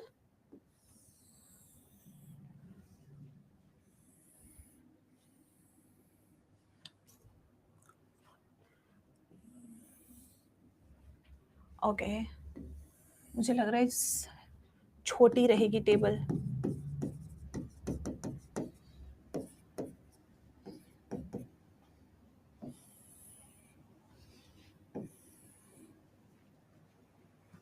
The differences between male and female abdomen. Ma'am आज के लिए बस, थैंक यू दिशा, आपने बता दिया।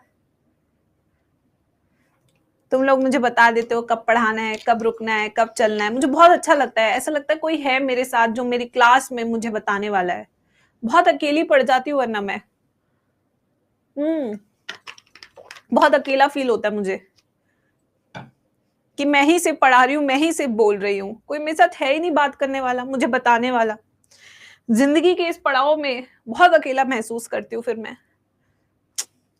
थैंक्स बच्चों कि तुम पढ़ते भी हो और मुझे बताते भी हो। I feel very personal with you guys.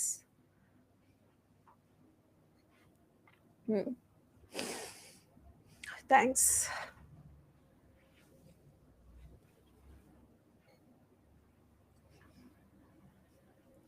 सबसे पहले शेप की बात करेंगे। शेप जैसे ह्यूमंस में भी होता है, लड़कों का हिप एरिया छोटा सा होता है, इसलिए बेचारों की जीन्स टिकती नहीं और गिर जाती है बार बार। ठीक है, जस्टिन बीबार तो इनका नैरोअर रहेगा, नोकीला, चोटीला। लड़कियों का थोड़ा बड़ा रहता है क्योंकि बच्चे पालने रहते हैं ना, बच्चों को ग्रो करना रहता है, ब्रॉडर रहेगा, ब्रॉडर। ठीक है, बट आज का गर्ल्स फिलर्स भी करा लेती है, तो चाह के भी कोई चीज गिर नहीं पाती है। ठीक है, उसके बाद आते हैं शेप के बाद सेकंड कॉर्डल स्टाइल, जिसका नाम है दूसरा एनल स्टाइल। कॉर्डल या एनल स्टाइल की बात करें तो मर्दों में बिल्कुल स्टाइल मारने की बीमारी है, लड़कियां स्टाइल मारती है सिर्फ इंस्टाग्राम पे। ठीक है, असलियत में बात नहीं कर पाती है ज्यादा। फिर आते हैं नेक्स्ट, या इतना स्टाइल मार देती है कि लड़के शर्मा जाते हैं, ये भी एक चीज हो सकती है। फिर आते हैं नेक्स्ट एनल सरकाए, ये दोनों के पास होता है, दोनों के पास। ये साउंड रिसेप्टर्स होते हैं, साउंड को पहचानने वाले, बहुत वेल डेवलप नहीं होते, थोड़े बहुत। ठीक है, फिर आते हैं नेक्स्ट टर्गाइट्स, किसके पास कितनी टर्गाइट्स हैं, कितनी टर्गम प्लेट्स हैं। ठीक है, ये डॉर्सल साइड होती है बॉडी के, एज यू नो। तो मेल्स के केस में अगर टर्गाइट्स की बात करें, ठीक है, तो 7th and 8th, 7 tergum covers 8th tergum. तो इनके केस में क्या होता है, 7th tergum covers 8th tergum. तो 10 नहीं विजिबल होती, 9 विजिबल होती है। ठीक है, और इनके केस में 8th tergum covers 9th tergum, 8th tergum covers 9th tergum. वैसे टोटल टर्गाइट्स कितनी होती है, 10। अब आते हैं स्टर्नाइट्स। स्टर्नाइट्स कितनी होती है, ये पहली बात वेंट्रल साइड पे होती है, और पहले ही कम होती है बेचारी, 9 ही होती है। मेल के केस में ऑल 9 आर विजिबल, सब कुछ बढ़िया से विजिबल रहता है, 6 पैक एब्स बना के घूमता है हमारा लौंडा, जिम जाता है लौंडा हमारा। ठीक है, बट फीमेल के केस में ऐसा नहीं होता है, इनका पाउच बड़ा होता है, बोट शेप होता है, बच्चा पालना रहता है ना, महिलाओं की जिंदगी आसान नहीं है मेरे प्यारे बच्चों। ठीक है, तो इनमें क्या होता है, 7th 8th and 9th tergite, sorry sternite fuses together, जिसके कारण जो एब्डोमेन का आकार है वो बोट शेप बन जाता है, बोट शेप्ड, इसलिए चौड़ा हो जाता है। ये एक अडेप्टेशन है रिप्रोडक्शन के लिए। 7 8 9 फ्यूजेस।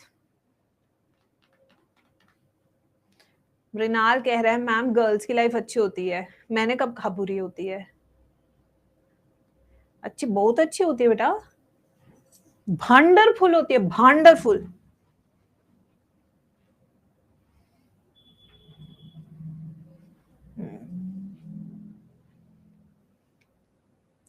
देखो बेटा रिया, मैं आपको एक चीज बताती हूँ, मेरे पास ना, सब सुन लो ये बात, मेरे पास सिलेबस बहुत है पढ़ाने को, मेरे पास पूरी बॉटनी है, मेरे पास पूरी जूलॉजी है, मेरे पास पूरी एनसीईआरटी है जो मुझे आपको रीड करानी होती है, मेरे पास सिलेबस अथाह है।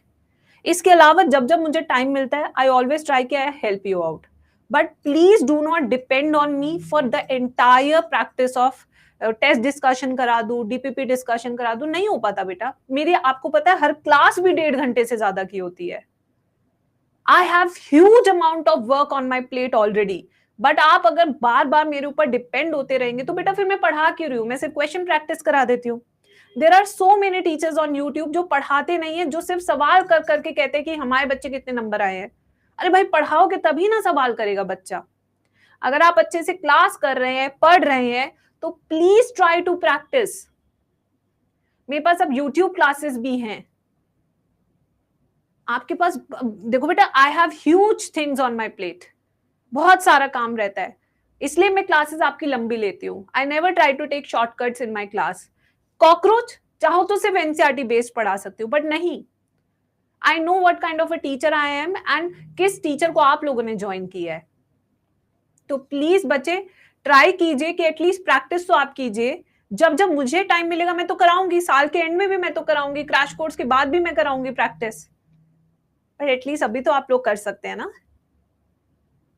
इतना आप कर सकते हैं बच्चे। टेस्ट आई नो कुछ टेस्ट अच्छे जाएंगे, कुछ नहीं भी जाएंगे। मैंने कहा ना मैं टेस्ट एक बार देखती हूँ, अगर मुझे लगा कि ये क्वेश्चन ही यूजलेस है, I will let you know. ठीक है बच्चे? तो इसलिए ट्राई की प्रैक्टिस तो आप खुद से करें। आज की क्लास के लिए इतना ही।